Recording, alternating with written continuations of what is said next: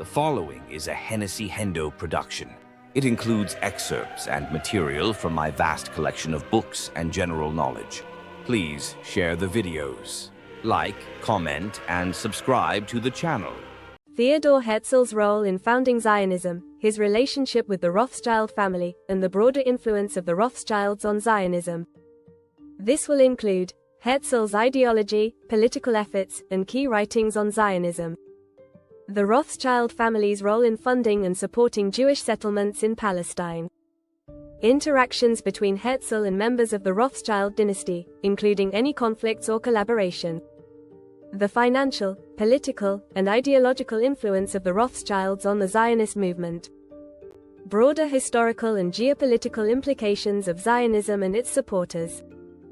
Theodore Herzl, the Rothschilds, and the founding of Zionism, Part 1, Theodore Herzl's contributions to Zionism, early life and ideological turn. Theodore Herzl (1860–1904) was born in Budapest and raised in a secular, assimilated Jewish family in Vienna. As a journalist in Paris, he witnessed the surge of anti-Semitism surrounding the Dreyfus Affair, 1894–1895, which convinced him that Jewish assimilation in Europe was futile. Herzl concluded that the Jewish question would only be resolved by establishing a Jewish homeland where Jews could exercise sovereign independence. This epiphany set him on the path to develop political Zionist ideology, envisioning a modern Jewish nation-state as a refuge and solution to anti-Jewish persecution. By 1896, Herzl had emerged as the leading voice of modern Zionism, later earning the title Visionary of the State for his foundational role.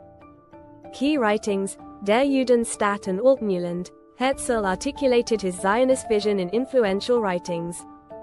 In February 1896, he published Der Judenstaat, The Jewish State, a concise political pamphlet proposing a modern solution to the Jewish question. In it, Herzl argued that the Jewish people constituted a nation lacking a state, and he urged mass emigration to Palestine, their historic homeland. He believed a Jewish state was the only way to escape European anti-Semitism and restore the Jewish nation. Notably, Herzl initially subtitled the work, addressed to the Rothschilds, as he had hoped to present his plan to the powerful Rothschild banking family for support. Baron Edmond de Rothschild would famously reject Herzl's plan, more on that later. Der Judenstaat caused a sensation. It galvanized Zionist activism but also drew criticism from many assimilated Jews who feared it would provoke anti-Jewish backlash. Herzl's second major work, Altneuland, Old New Land, 1902, was a utopian novel sketching his ideal vision of a future Jewish society in Palestine.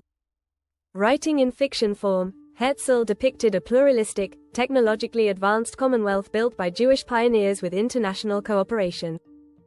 In Altneuland, different religions and ethnic groups live harmoniously. Herzl imagined no inherent conflict between Jewish settlers and the Arab inhabitants. One Arab character is portrayed as welcoming the economic development brought by Jews. He envisioned the new state as secular and cosmopolitan, a place combining modern European culture with Jewish heritage, featuring innovations like a Palace of Peace for world arbitration and even a rebuilt temple in Jerusalem, though largely as a cultural symbol.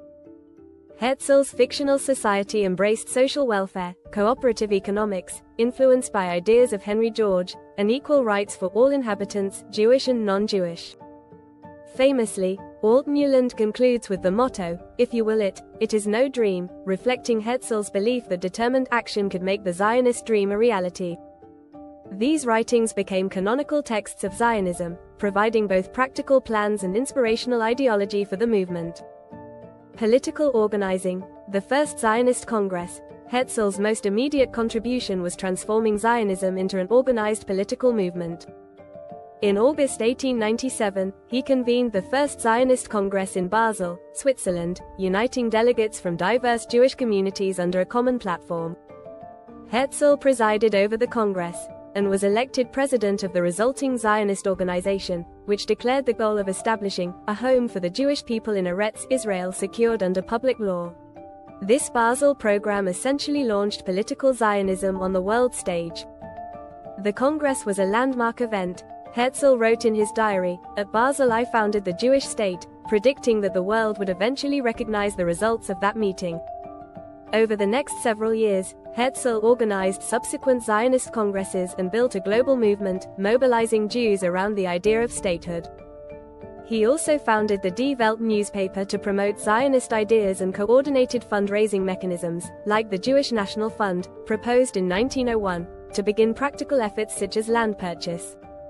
The First Zionist Congress in Basel, 1897, convened and led by Herzl, marked the beginning of Zionism as an organized international movement. Delegates from across Europe affirmed the goal of creating a Jewish national home, galvanizing support for Herzl's political program. Diplomacy and political strategy. Herzl understood that establishing a Jewish state would require international backing. He pursued an ambitious strategy of diplomacy, seeking support from world powers and the Ottoman Empire, which then ruled Palestine. Starting in 1896–98, he reached out to wealthy Jewish philanthropists, like Baron Maurice de Hirsch and Baron Edmond de Rothschild, for funding and political connections, though these early efforts met with disappointment. Herzl then turned to statesmen. He met with the Ottoman Sultan Abdülhamid II, the German Kaiser Wilhelm II, and officials of several European governments. Negotiations with the Ottoman Empire. Herzl's goal was to secure a charter from the Ottomans permitting large-scale Jewish settlement in Palestine with some degree of autonomy. In May 1901, he had an audience with Sultan Abdülhamid II.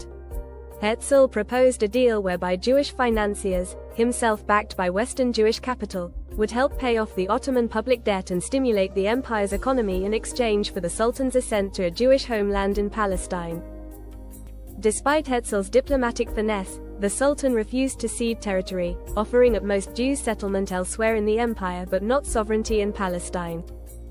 Herzl's charm and even offers of financial incentives could not overcome Ottoman reluctance to part with the Holy Land of Palestine. Still, these negotiations set a precedent for Zionist diplomacy, framing the quest as one of legitimate negotiation with imperial powers rather than unilateral colonization. Outreach to European leaders. Herzl also courted European imperial powers as potential sponsors. In 1898, during Kaiser Wilhelm II's visit to Palestine, Herzl traveled to meet him, in both Constantinople and Jerusalem. Herzl hoped the German Kaiser might intercede with the Ottomans or even establish a German-protected Jewish colony. In Jerusalem, he famously accompanied Wilhelm II, presenting Zionism as a movement aligned with European interests. The Kaiser was cordial, but ultimately non-committal. No German sponsorship materialized. Herzl had greater success with Great Britain. The British saw strategic merit in settling Jews in the Near East, and by 1903 Herzl obtained an offer from Colonial Secretary Joseph Chamberlain. Britain would grant territory in East Africa, Uganda, as a Jewish autonomous colony. Herzl presented this Uganda plan as a temporary refuge for Jews facing Russian pogroms, like the 1903 Kishinev pogrom. The proposal provoked intense controversy within the Zionist movement. Many felt accepting Uganda would undermine the aim of a homeland in Palestine.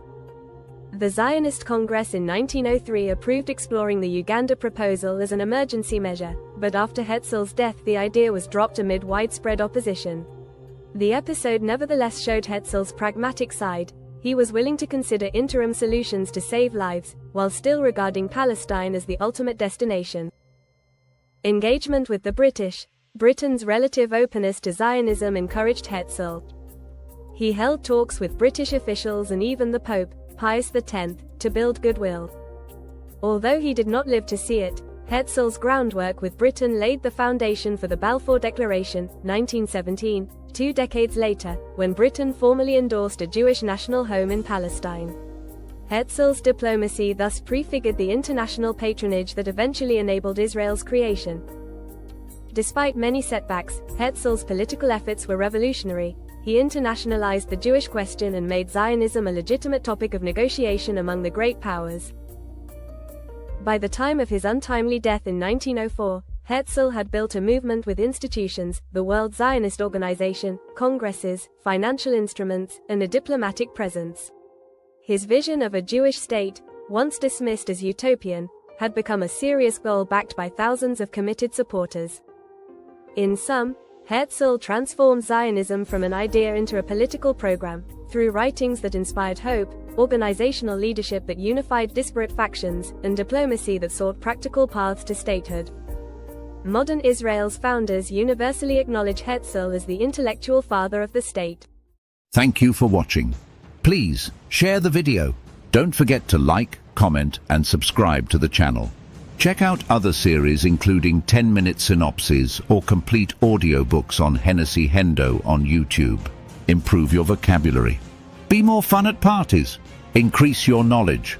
Become a literary master like Hendo.